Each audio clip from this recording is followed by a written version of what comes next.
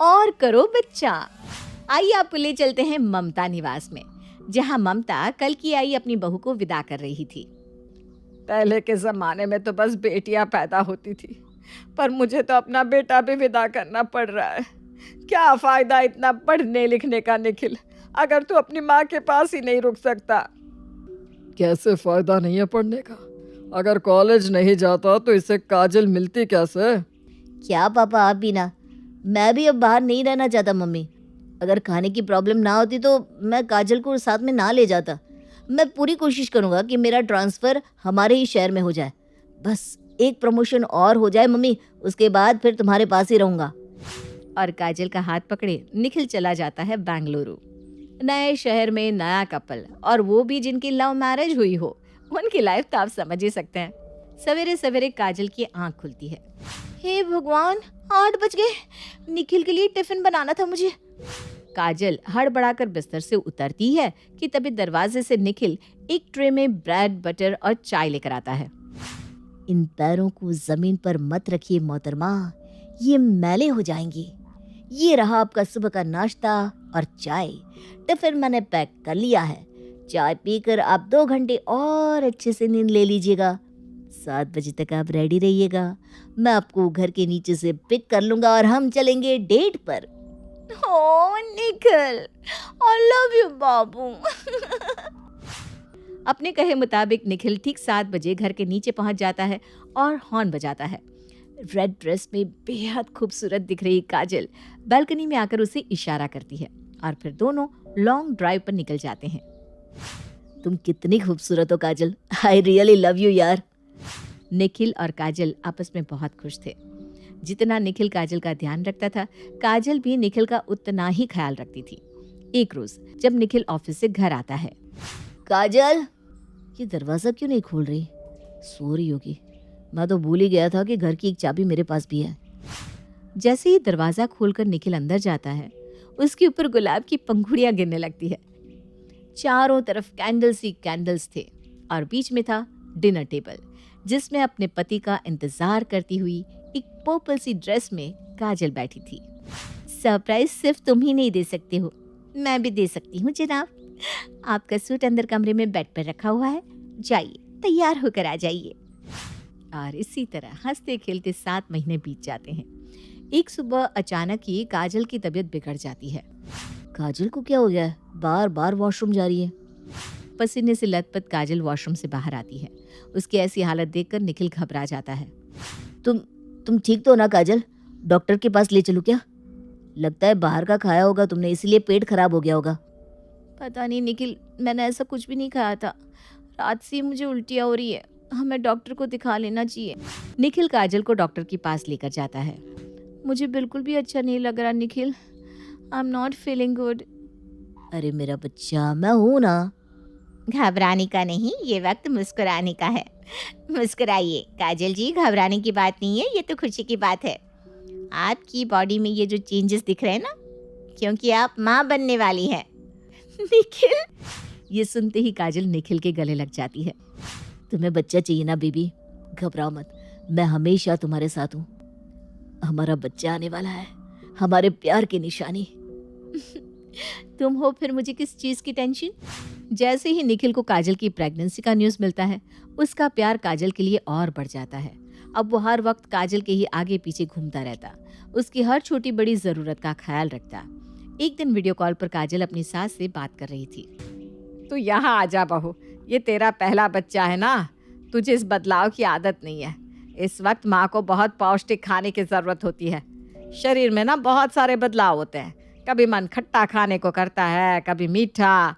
अचानक ही वज़न बढ़ने लग जाता है, बाल झड़ने लग जाते हैं, और फिर ना एक दिन बच्चा लात मारता है। मेरा फुटबॉलर लात मारेगा।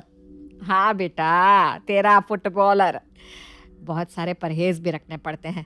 और निखिल को तो उसकी कोई नॉलेज नहीं, तुम दोनों सब कैसे संभालोगे?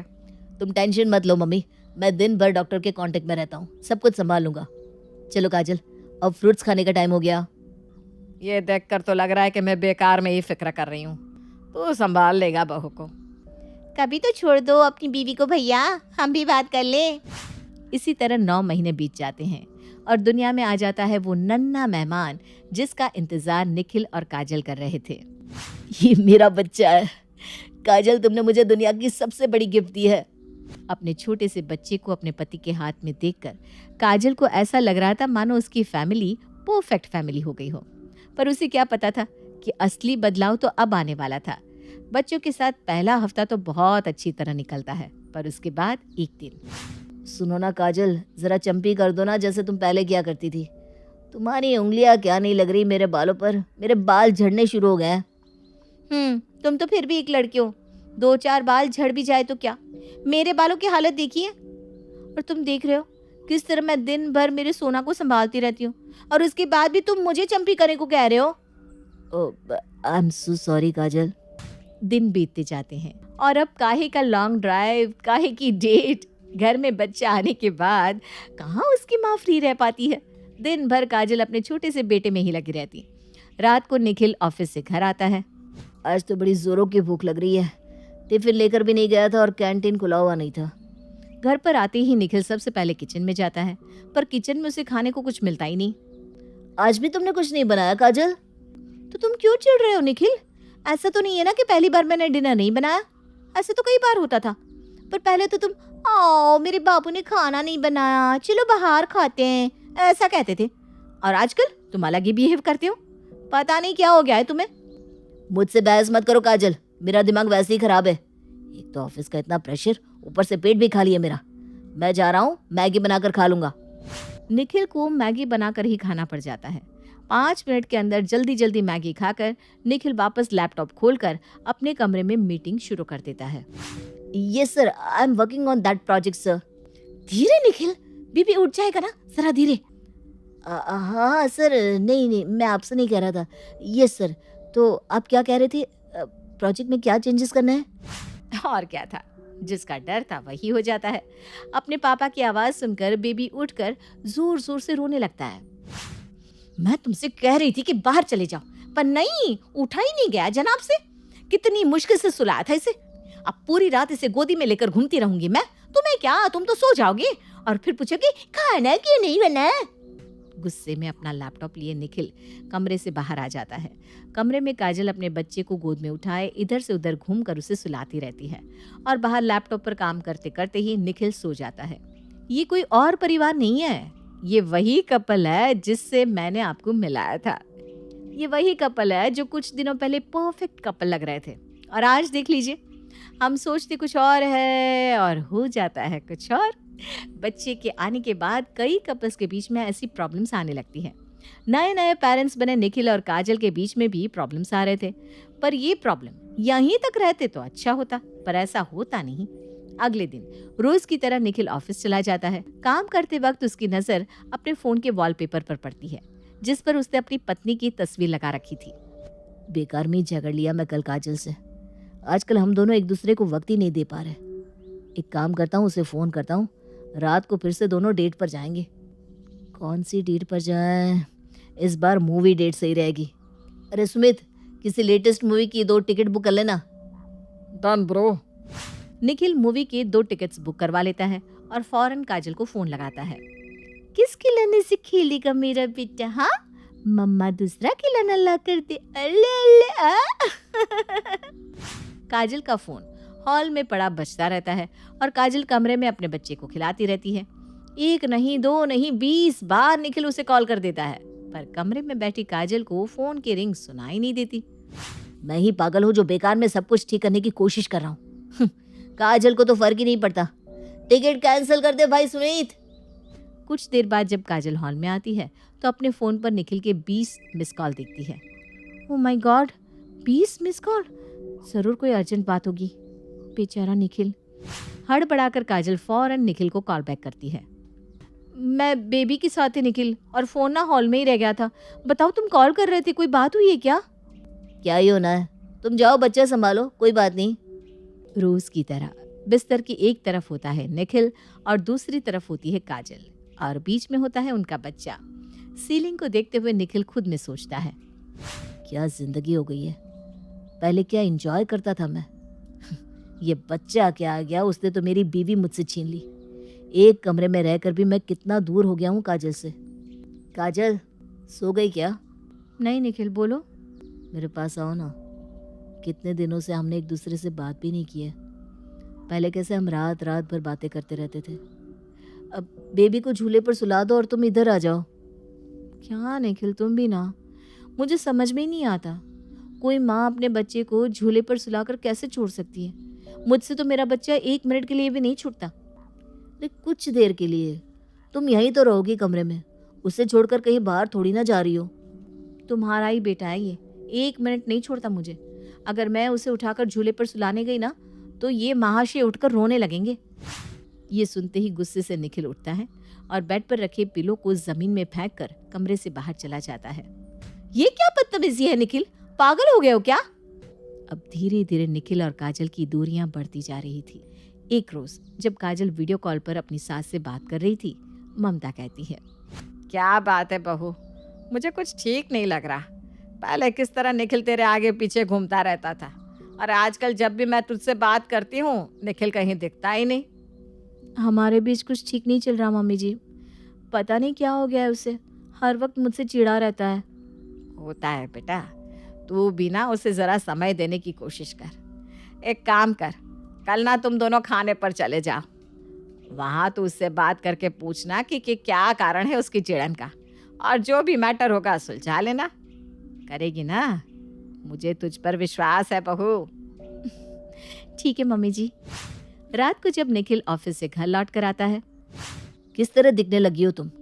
कहाँ पहले कितनी खूबसूरत लगती थी और अब देखो, कपड़े पर जूठन गिरी हुई है, बाल बिखरे पड़े हैं। क्या हाल बना लिया है तुमने अपना? आधे घंटे में हाल ठीक कर लेती हूँ जनाब।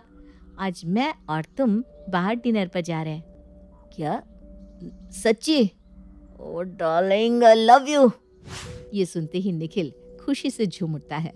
फौरन तैयार होकर निखिल गाड़ी निकाल लेता है और गाड़ी में बैठकर दोनों पति पत्नी पहले की तरह घूमने निकल जाते हैं।